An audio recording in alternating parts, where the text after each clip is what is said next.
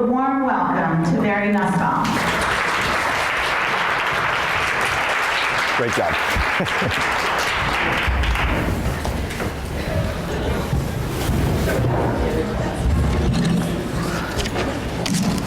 Good afternoon, ladies, and a couple guys. It's great to be with you. It's a real pleasure for me to be in front of informed, politically active people that really care about America. I really feel like the future of America rests on shoulders such as yours, because without people that care enough to get involved and educate other people, this country is going in the wrong direction on a freight train. I've got a lot to cover today. Mary said to keep it under 3 hours, so I'll do my best. And I'll go as fast as I can, and hopefully we'll have enough time for as many questions as you want to ask, and I'll stay as long as you want me to stay afterwards, okay? So I'm going to cover basically 5 things. I'll go real quick through them, and I'll spend the most amount of time on Iran. I'll talk about the Iowa caucuses. I've done a couple of shows in the last week, and I'll give you my quick analysis on what happened. I want to educate you about Hillary's legal situation. It's extremely important you understand this. 3, I'm going to talk about Muslim immigration into Europe and what's going on there. And the reason why it's important is because some of you are living in the start of the same thing here. Then I'm going to talk about Iran, and then I'm going to tell you a little bit about American Truth Project, which we've just launched, and some of you have some business cards, and I'd love to tell you about that. So let's talk about Monday night real quick.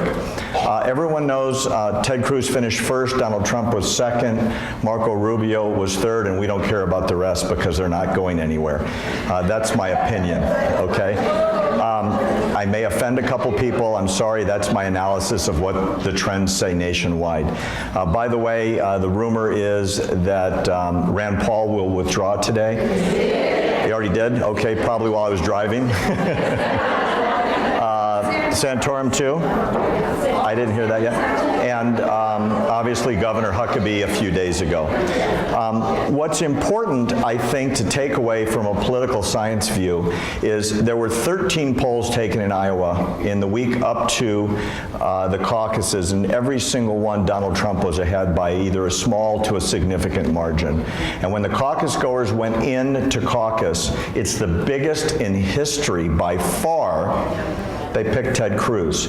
Now, it's significant for a couple things. 2 days before, Cruz had been interviewed on a number of local and national channels and said he was against grain subsidies and thought they ought to end. The Iowa corn farmers went crazy, and they still caucused for him. So he said politically the wrong thing, because he's that kind of guy. He'll tell you what he thinks, and he won anyway. Trump really dissed the Iowa voters by not showing up at the only debate that was going to be in Iowa. It was calculated to be a smart move, and in one way it was brilliant, and one way it backfired, and I'll tell you both what I mean. He withdrew because he doesn't like Megyn Kelly. He told Roger Ailes, the creator and chairman of Fox News, if he fires Megyn Kelly, Roger Ailes, then Donald Trump would show up. Roger Ailes has integrity and said, of course you're not going to pick who our correspondents are. On the day of the debate, you may not know this, Trump went back to Fox News and said, if you donate $6 million to my personal charity, I will show up. To which Roger Ailes replied, that's a quid pro quo and we can't do that. So Trump decided to have his rally for veterans. Now, the good news is he raised $6 million for veterans care in the state of Iowa. It will all be distributed within Iowa. Smart guy. He then announced at the same rally he's going to do a similar rally in New Hampshire and keep all that money in the state. Smart move politically, but it wasn't enough to sway the voters. Even though, on a national scale, here's why what he did was so brilliant. The people that watched the debate were only Fox News viewers, because that was the only network that carried it. The fact that Trump had a rally for veterans was carried on every single newscast in America. So in terms of national coverage, he blew it up, and the people in Iowa were mad about it, okay? So what's really important about the takeaway is it really didn't matter in Iowa, because in terms of delegates, let me get this math right, Cruz gets 8, Trump gets 7, Rubio gets 7. So in the scheme of things, this is insanely non-consequential, but it's all about perception. And Rubio, in my opinion, was the big winner because he finished much higher than he was supposed to, and the big donor money is now switching to Rubio. That's Iowa, okay? Now let's talk about something that I really want you to remember, and I'm going to talk about Hillary's emails. First, here's the law. All key players at the Department of State and in any sensitive intelligence position must sign a non-disclosure agreement, an NDA, with the federal government, agreeing to be subject to severe civil and criminal penalties. Criminal, they can go to jail for violating this. Clinton has signed one. It's available on the internet if you want to see it. Everyone at State has to sign this. The people that sign these are liable for breaches of all documents in their possession that are called classified, which is secret, top secret, and in some cases above top secret. There's no such classification as above top secret. It's now called Special Access Program, SAP, which is so highly classified that some people with top secret clearance can't read the documents. The personal server that she picked was kept in the closet of a guy in Colorado who administered her personal email, which was also all her Department of State email. Now here's something that you're going to hear a lot, and you're going to remember what I'm going to tell you now, hopefully through the whole campaign. Hillary always says, none of those emails were classified when I got them or when I sent them. That's irrelevant. The law says, by virtue of signing this contract, you are deemed to know when it should be classified, and if it is, it must be behind an impenetrable, unhackable, secure server. And it wasn't. And the rumors are the North Koreans, the Chinese, and the Russians, at minimum, have hacked that server out of the closet in an apartment in Colorado. Okay? So you've heard about General Petraeus. Everyone know who he was? For 2 to 3 violations, he was humiliated in public, demoted in rank, and is basically out of the service. There is somewhere between 60 and 70 emails so far that the IG has found that are secret or above, considered classified. Okay? So they're secret, top secret, and SAP. The Inspector General appointed to look into this said there are so many above top secret SAP emails, I can't read them. I'm not cleared for that. And he has a top secret clearance. They were in a closet in an apartment building. There is no question she's broken the law. These are federal laws. She could go to jail for 100 years. Here's the question. Hold it. Here's the important question. People from within the FBI are saying they will ask for an indictment. They go to the Justice Department. The Justice Department is run by an appointment issued by the President of the United States. And that's the big legal question. If the feds ask for indictment and it's not issued because of instructions from the White House or indications from the White House, what then? Maybe she does. Maybe she does get away with it, and that would be a tragedy. However, I can tell you this, the exit polls and the entrance polls in Iowa have said Bernie Sanders, an avowed socialist/communist, tracks 6 times Hillary on honesty. So there's no question in my mind, and I've said this publicly all over the press on the shows that I've done, there's no question Hillary will be the nominee. There's no question. Don't kid yourself, it's not a race. whoever the Republican nominee is will hit her daily on her veracity and how many times she broke the law. And Hillary will say over and over again, but they weren't classified at the time, and now you know better. Because it doesn't matter, it's not in the law. She should have known. Everyone that reads that stuff knows when it says secret stuff, oh, this shouldn't be on my BlackBerry. This shouldn't be on a public server that anyone can access. This should be behind the wall, and it wasn't. We'll see what happens, but it's going to be a big issue in the campaign. Now let me talk to you about something very relevant to the United States, very relevant to San Bernardino, and that is Muslim immigration into Europe. I'm going to give you some just random statistics. The Swedish police have dealt with 5,000 incidents of violence with immigrants from October through January alone, and they're very concerned the problems are getting much worse. Officers in the country, this is Sweden, have been called out to 600 assaults in the last 3 months, 4 rapes, 2 bomb threats, 450 fights. Migrants have been involved in 194 violent threats, 58 fires, and 9 robberies. That's in Sweden in the last 90 days. Here's something I bet you don't know. This is courtesy of Pam Geller, if you know who she is. ISIS has issued a handbook that Pam has published on her website. It's a handbook for Muslims to integrate into the West, blend into society, and create terrorism from within. The instruction booklet says to avoid looking like a Muslim, pretend to be a Christian, stay under the radar of the security services. This is important because it's the key to understanding our enemy and their tactics. It explains to go to nightclubs for meetings because there are loud music and drunk people, and the perfect place to discuss our plans for terror. The obvious purpose of the booklet is to infiltrate the West to facilitate terror plots. They're finding this booklet on Muslim immigrants in Europe. That's why they're there.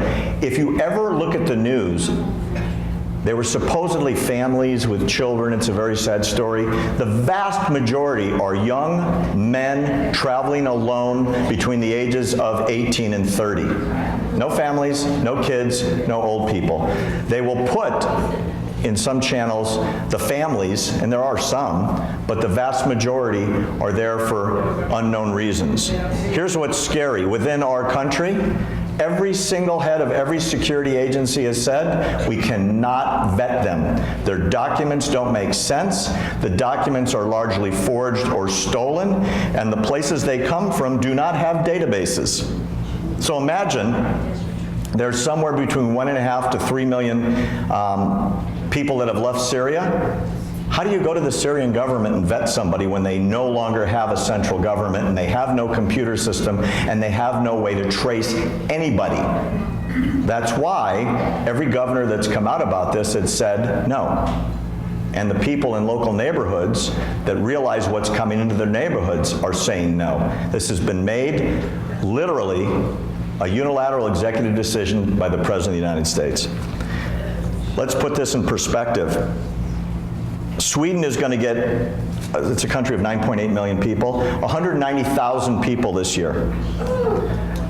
The Social Democratic Foreign Minister says in the long run our system in Sweden is going to collapse because we don't have the facilities to deal with that large an influx.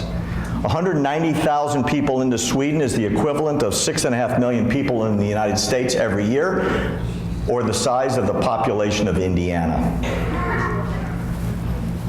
So why do they want to go to Sweden, Germany, and other Northern European countries? It's because they have an absolute wide open immigration policy coupled with a complete social welfare system. Even so, refugees going into these countries are picky. A Swedish newspaper just reported that 30 asylum seekers refused to get off a bus at a refugee center set up at a holiday park because they didn't want to be in a rural area. And so they were taken to be in the city where they demanded to be taken. Everybody know about the rape-a-thon on New Year's Eve? What you may not know is there were mass numbers of sexual assaults and rapes in Germany, Austria, Switzerland, Finland, and London. Europe has become a multicultural nightmare. What they got is what they're getting. But what's really upsetting, the most amount of rapes happen in Cologne, Germany. Mayor Reicher's response to the assaults were suggesting that the women asked for it. And in response, she has said that the Cologne government will issue a series of guidelines to the women of Germany as to how they should behave in public so as not to incite violence against them. Are you hearing this? That guideline booklet is due out this week. The head Oslo professor of anthropology at the university there said, the high incidence of Muslims raping Norwegian women is not for the rapist to be punished, but Norwegian women should, quote, take their share of responsibility for the rapes because Muslim men find their manner of dress provocative. Muslim women, she counsels, must realize we live in a multicultural society and adapt themselves to it. That's Europe. Well, it stems from, for those of you that have studied Muslim cultures, women are the possessions of the men with whom they reside, whether it's a brother, a father, a husband, and so they're looked at as about the level of an endearing pet. And the law says you can do virtually anything. I mean, the Sharia teaches you how to beat your wife. Look it up. Read the Quran. It's there. I'm not making this stuff up. It's there for anyone to read a good translation. Sweden now has the second highest number of rapes in the world, second only to South Africa, 53.2 per 100,000. It's 600% higher than the United States. So you would think the punishments for these men perpetrating these rapes would be significant, would send a message. Let me tell you how strong these sentences are. 5 of the 6 teens that were just found guilty of aggregated rape in Sweden on Friday were sentenced to 100 hours of community service. The 6th was guilty of attempted aggravated rape and got more than 100 hours of community service. But you would think, well, if they would have killed her, it would have been a much more significant punishment. Majid, a 17-year-old Iraqi immigrant, stabbed his sister Maria to death, inflicting 107 wounds with 2 wives and a pair of scissors. She had just returned from Iraq to escape from a forced marriage, and the court established that the brother, on more than one occasion before the murder, intimidated his sister, threatened to kill her, calling her demeaning epithets like whore and slut. His attorney said, I thought the sentence was very strong, it was very tough, and I don't share the court's perception of the seriousness of the offense, said Mr. Johansson, a Swedish lawyer. The defense attorney got his wish. The 8-year sentence was lowered to 4 years. The Grand Mufti in Copenhagen sparked a political outcry after he declared that women who refuse to wear headscarves on the street are, quote, asking for rape. He said it's not as wrong raping a Swedish girl as raping an Arab girl. I hope that horrifies you. It should. And those are the same people from the same boats that are being directed to the United States right now. Everywhere they've gone in Europe, and I did a radio show on this a month ago. I'll be on the radio this Sunday on a national show talking about the statistics. I get 30 minutes to give the statistics. Every single major European capital with these populations has seen a crime spree unlike anything in their history. And it's getting worse and worse because they're bringing a culture with them that is not Western. And it's not based on the Bible, it's based on a weird sense of the relationship between men and women.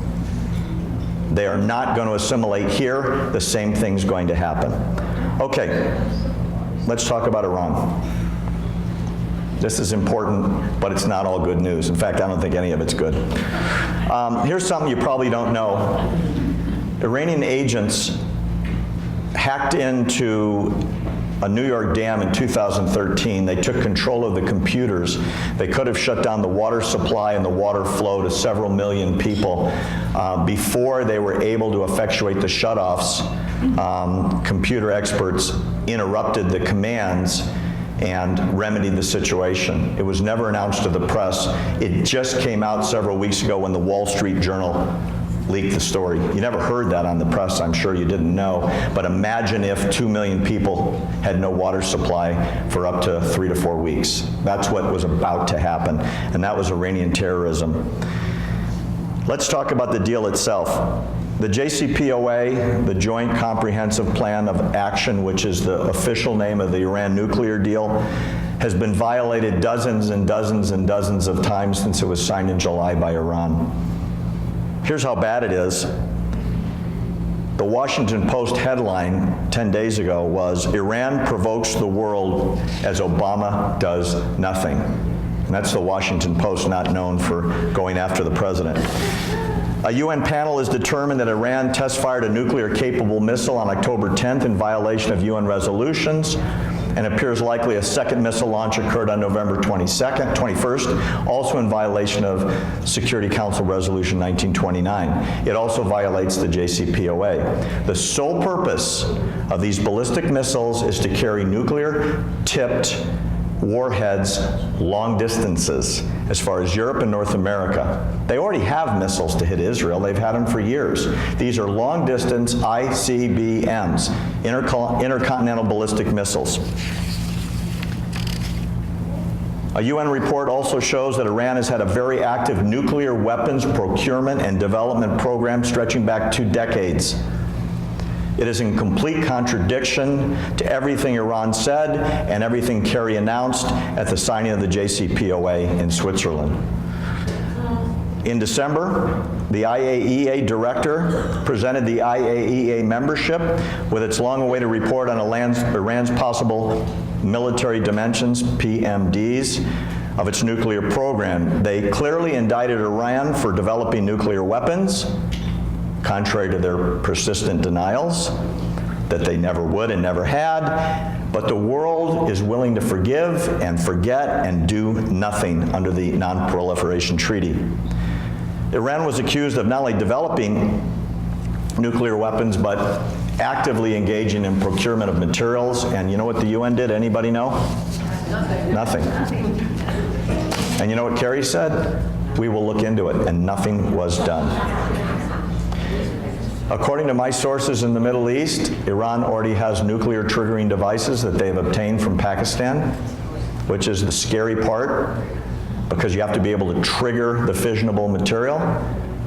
And every single site in Iran, write this down, that's a nuclear development site is on a military base, and every one of those military bases was declared off limits by the JCPOA, and they will never be inspected by the UN, ever. That was the deal. And we signed that deal. Yeah. Did you get what I just said? Yeah. So they got busted for developing a nuclear weapons program for 2 decades that they lied about, in violation of gazillions of UN resolutions which they agreed to. Under the JCPOA, they said they would never develop nuclear weapons, and they were going to prove it by open inspections. I've made a number of comments about the original Rose Garden speech that Obama gave about 8 months ago, where he said, we will have open anytime inspections, and until those inspections prove there's no weapons and there's no development program and there's no missile program, we will never release the money and pull off the sanctions. Every word he said in that speech was a lie. Every single thing he said in that speech has changed. And now we have agreed to no inspections. Do you know how many American inspectors are involved in the IAEA inspection team? Anybody know? Right, 0. You know why? Because Iran said an American will never set foot in Iran to inspect anything, ever. And what did we say? Okay. Here's the wild stuff that I bet you don't know. The JCPOA was negotiated by Secretary Kerry, the Foreign Minister of Iran, and the key European nations, right, the P5+1. It was an agreement made for the world to disarm Iran. Any idea who signed it? Anybody know? We did. One country, the United States. One agency, the UN. Iran never signed it. and has proclaimed in, I don't know, 50 speeches, they will never sign it. How many of you knew that? Okay, there's a few. It's not in the press. So you have to be very active researchers to know that. So as this word leaks out, Josh Earnest, who's backpedaling incredibly fast and doing a very good job of it, this JCPOA has gone from a treaty to an international agreement to a series of understandings to an outline to a series of goals. And based on the fact that they violated almost everything they were supposed to do by now on certain signpost dates, 10 days ago we gave them $150 billion. Let me tell you where the money's gone so far.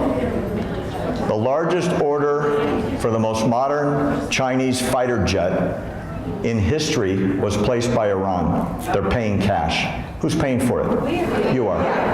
150 fighter jets in the first order that are the most modern jets in the world. Most of that technology was stolen from the Fort Worth F-15 plant by Chinese spies. That's the jet Iran's going to get to replace the MiGs that are falling apart and literally can't stay in the air. The second order went to Russia for long-range ballistic missiles and anti-plane missiles and air-to-ground missiles. The third order supposedly went to Russia, but it hasn't been announced, for a new nuclear reactor to be built by the Russians in Iran, and possibly 2 more. So it'll be a total of 3. And they're shopping like crazy in the international market for all kinds of off-market weaponry. Israeli intelligence says that almost all of that is going to Hezbollah, Hamas, Islamic Jihad, and Boko Haram, among other groups. These are the most vicious, murderous, anti-Christian, anti-Western values the world has ever seen. And they're being funded by our money. So when I hear that Kerry's been proposed for the Nobel Peace Prize and may very well get it, it's mortifying, because American security has been so badly damaged that you get candidates like Marco Rubio and Ted Cruz, God bless them both, who say on the first day in office, by the way, Carly Fiorina says the same thing, the first day I get in office, I tear that up. And we go back to square one. And we inspect and we verify, or we shut down the banking system. And honestly, that's our remedy. We control the International Bank of Settlements, we control the IMF. The movement of money around the world would be strangled if that chokes. And you hear all the time out of Washington, out of this White House, well, it's too late because Europe will never get on board. If Europe doesn't get on board, then they're against us and we shut off their money. And that's what Reagan would have done, and that's the only way to control this menace. Because let me tell you why it's so important. This is something I bet nobody in this room knows.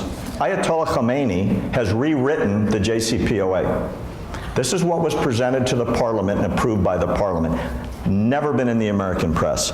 He added 9 different conditions. If any one of them is not met, they will immediately withdraw from the agreement that, oh, by the way, they never signed. First condition, Khomeini demands that the U.S. and Europe lift all sanctions, not suspend them, and it demands solid and sufficient guarantees in advance that this will not only be done, but before Iran takes its own steps to meet any obligations under the agreement. He wants a personal letter from the U.S. President, from the EU, to lift all sanctions. And get this, any mention of any sanctions being put back in at any time by any president or any European leader in the future, they will immediately and permanently suspend any cooperation under the JCPOA. So in other words, they can do anything, and if any sanctions go back in under another one of the myriad of UN resolutions still in place, they will never honor it. That means nuclear weapons development tomorrow. Remember, now they have $150 billion. They can buy anything. Right? Pakistan sells nuclear weapons for millions. They have 150 billion. Condition 2. Any sanctions against Iran on any level and any pretext, including terrorism and any human rights violation by any one of the countries participating in these negotiations, will constitute a violation and a reason for Iran to stop executing. That means they can do anything with terrorism worldwide, and they are. Number 3. Iran is obligated, following the JCPOA's adoption date, to carry out its obligations concerning changing the function of the nuclear reactor at Iraq and shipping out most of its stockpile of uranium. He has now changed the timetable, saying that Iran will not carry out these actions until after the IAEA declares that it's closing its dossier on Iran's past and future issues, including possible PMDs, possible military dimensions, on Iran's nuclear program. Almost done. 4th, Iran will meet its obligation to renovate and change the purpose of that reactor only after there is a signed agreement as an alternative plan for the changes to the reactor, and there is a sufficient guarantee this plan will be implemented. That means they can postpone that forever because no one knows what they're going to do with that reactor site. 5th, Iran will carry out its obligation to ship out its enriched uranium to another country in exchange for yellow cake on a gradual basis and on numerous occasions only after a secure agreement has been clinched to the effect, along with sufficient guarantees, that this will be implemented. That means they can do that over years.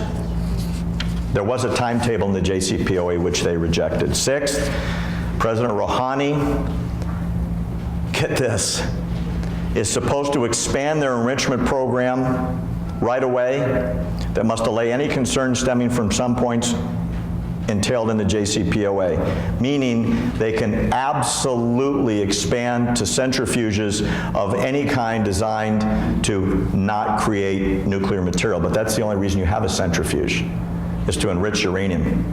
7th, the Iranian Atomic Energy Commission will ensure continued nuclear research and development, so that in 8 years, when this expires, they will not be lacking in enrichment technology. What that means is they can have a bomb on the 8th year. 50 of them, 100 of them. Number 8, any ambiguity in the agreement must be concluded on the side of the Iranians. And 9, due to the apprehensions that the other side, particularly the United States, will break its promises or cheat, President Rouhani must establish a well-informed and smart panel to monitor the execution of this agreement, meaning they send people here to check on us. So Iran now has $150 billion to spend on anything they want, on any terrorism they want around the world, and there's a JCPOA that only we are honoring. Sorry, but that's the bad news, and you should hear it. As I said, there are a number of Republican candidates that are promising to cancel this deal. I hope it's the main platform of the GOP after the convention this summer. It's the most important thing facing America, and it's something that we should all lobby for. So just to wrap up, we sent around a sign-up sheet so you can see shows that I do and newsletters that I write, and I'd love to have you in touch with us. You can follow me on Twitter. It's just my name, Barry Nussbaum. And AmericanTruthProject.org is launched, and the purpose of it is to inform people just as I have today and to get more and more people involved because we need the word out. It's not going to be on NBC, ladies and gentlemen. Thank you very much. We can take a couple of questions, but... Yes, you. Thank you. I have two points. Number one, do you believe that Barack Obama is a Muslim? Could you please let us know in the group how many people in his administration are in fact Muslim? The question was, do I think Barack Obama is a Muslim, and how many people in his administration are Muslim? I will tell you what the former director of the CIA told me over cocktails. It doesn't matter. Doesn't matter. Let me. That's why the CIA says it doesn't matter. What matters is his behavior. And he behaves as if his loyalty wasn't to America, but to a foreign way of life. And that's what matters. Because nobody knows what you think about when you sleep. I have a lot of evidence about it, but it's a 20-minute answer. As far as within his administration, there's a number of people that have ties directly into Iran, which is weird. Correct. Valerie Jarrett among them. And he behaves as though the American way of life and the defense of America and American values are contrary to his worldview. Last question? What can we do as honest American citizens to try to counteract this, to stop it, to at least turn it around, try and, what do we do? Vote Republican. She's asking, the question is, what can we do about this? You know, there's 150 of you or whatever here today. That's why I started American Truth Project. It's to bring the truth to the American people about threats to America from foreign and domestic policy blunders that I think will affect our way of life. Contact me through ATP and we'll work together. Any more? You done? Oh, I'm being cut off. Tough lady here. She's already standing. Let her ask her question. We can't hear you. Last Wednesday, we celebrated Holocaust Memorial Day.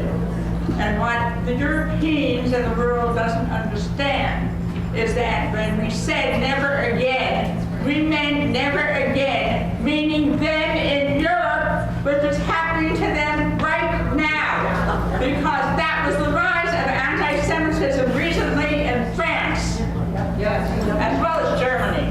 I have a very personal response to your question.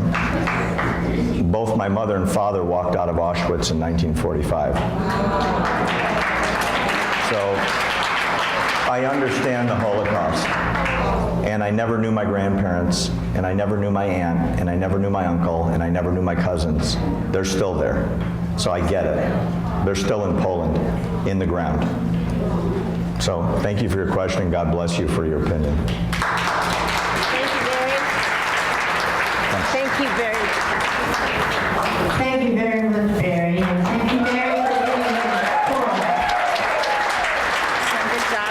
Thank you. And I have this for you.